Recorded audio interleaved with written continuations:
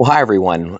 We've spent about a week talking about polynomials and the fundamental theorem, all the ways that we can solve them, the different options we have depending on if we're given roots or if we have a quadratic. And we arrived today at what I call the polynomial problem, basically taking everything that we've learned and trying to solve for the roots. Now, this particular polynomial is rather large. As you can see, it's to the fifth power. So we got 5 roots to find. And what are we going to do? How are we going to find these 5 roots? It doesn't look like anything is given to us. Well, what we need to remember is that the graph will actually have what I like to call some starting roots. And so if nobody gives you any roots to divide by, never fear, the graph is here.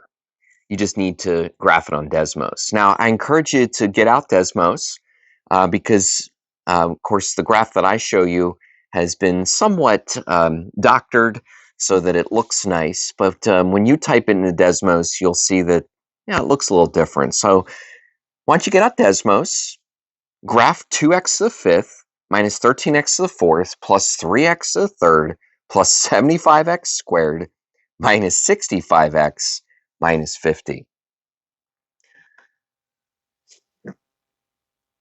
Now, when you get your graph, like I said, it's not going to look exactly like mine because I kind of changed the window to make it spread out a little better. But do you realize that all we really need off of this graph are some starting roots, some x-intercepts. And what x-intercepts do you want to use? Well, it doesn't matter as long as you're sure that it's truly an x-intercept. My eyes tend to take me over here to the right where I see clearly x equals 5. And so x equals 5 will be one of my starting roots. Now, what does that mean? Well, that means that I'm going to, with synthetic division, I'm going to be able to take the number 5 and divide it evenly into these coefficients. Again, 2, negative 13, 3, 75, negative 65, and negative 50.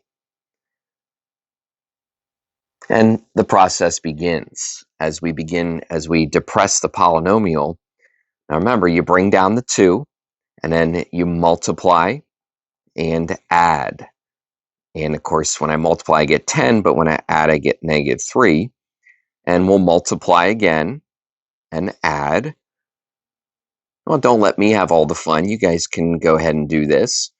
Again, I'm going to multiply to get negative 60, add to get negative 15. No, positive 15, my mistake. Of course, when you multiply here, you're going to end up with 75. When you add, you get 10. And things are looking good. We end up with a remainder of 0. Well, we only depressed it or divided it one time, so we go back to our graph and we find another root. Now, right here, around the number 2, we see lots of commotion, but it appears that clearly the exact integer of 2 is a root, so I would say let's go for it. When I say let's go for it, that means that we're going to divide by 2. We have to understand that if for some reason it doesn't divide evenly, then 2 really wasn't a root. Now, I'm pretty sure that it is. So when I begin this process and seek a remainder of 0, how's this going? I'm going to continue on here. I get negative 5. And yes, indeed, that's going to give me negative 10, which gives me a remainder of 0. So it looks like 2 was definitely a root. We should have added that to the list. So I definitely need at least one more. The reason I need one more is because, remember, I want to try to divide this thing, depress this thing down to at least an x squared. Remember, when you divide down to x squared, it's a quadratic, and quadratics can be solved with multiple tools. I feel like I kind of have no choice but to grab this rational root. That's just fancy talk for a fraction. Now, it turns out to be a nice fraction, negative 1/2. But yeah, you can divide by a rational root. You can divide by a fraction. And so I will put negative 1/2 up here in a bracket. And one more time, bring down the 2. Multiply to get negative 1. Now, when you add those, you get 0. So when I multiply, I still get 0.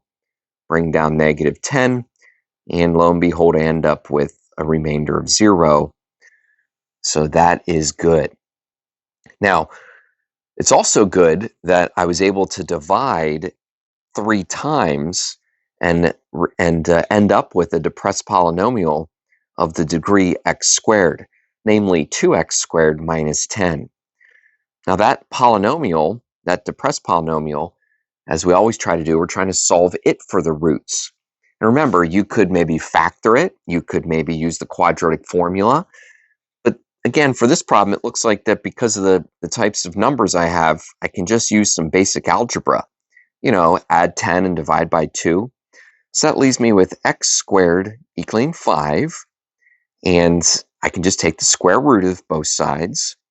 Now, when you take the square root of both sides, make sure you mind your manners. You're going to end up with a plus or minus and, a root 5. I don't need to turn that into a decimal. It's actually better to leave that answer written as a radical. Now, it turns out that that's my remaining 2 answers.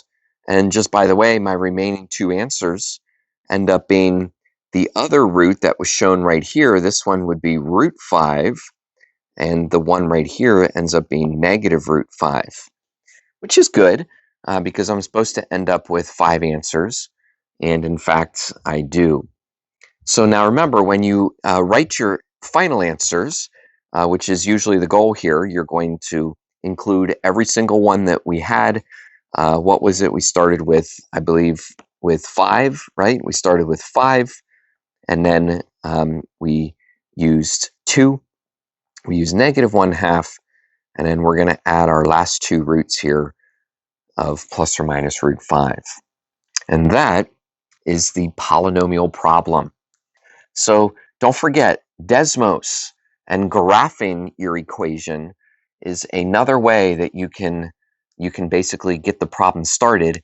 And in the case of this problem, allowed us to divide until we got down to a quadratic. Now, had we been in class, the next objective would be to begin what I call the polynomial assignment, which is basically a group of problems for you to solve, as well as some other, I'll say, some kind of random questions that involve the fundamental theorem and some other things about graphing. Now, that polynomial assignment is a long-term event, so that's why it's not due for 2 days. But I highly encourage you to get started on it today. If you're working on it in digital form, just please copy it or do your problems neatly on a separate sheet of paper.